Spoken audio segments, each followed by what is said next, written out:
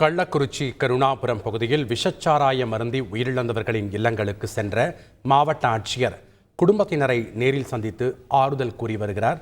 அந்த காட்சிகளை பார்க்கலாம்.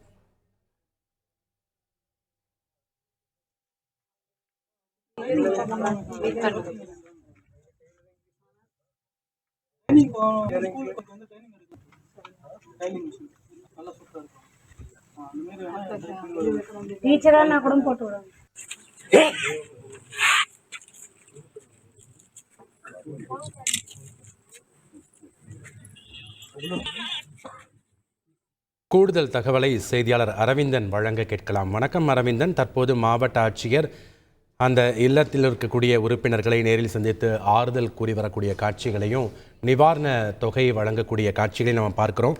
அங்கே இருக்கக்கூடிய கள தகவல்கள் மற்றும் மாவட்ட ஆட்சியரோட வேறு யாரெல்லாம் இருக்காங்க, கள விவரங்கள் என்ன?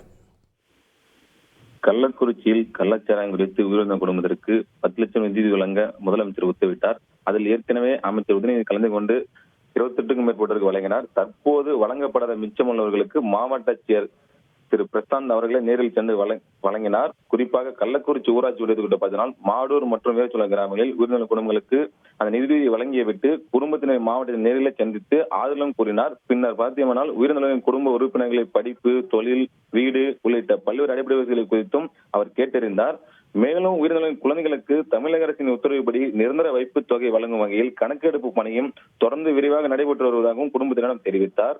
தொடர்ந்து உயிரிழந்தவர்களின் குடும்பத்திற்கு தமிழக அரசின் உரிய வழிகாட்டு விதிமுறைகளை பின்பற்றி அவர்களுக்கு வீடு கட்டுவதற்கு புதிய வீடு, கலைஞர் கனவு இல்ல திட்டம் அல்லது அரசின் இதர திட்டங்களின் கீழ் வீடு வழங்கும் வகையில் உரிய நடவடிக்கை மேற்கொள்ள வேண்டும் என வட்டார வளர்ச்சி அலுவலர்களுக்கு ஒரு உத்தரவை விட்டார் மாவட்ட ஆட்சியர் திரு பிரசாந்த் அவர்கள்.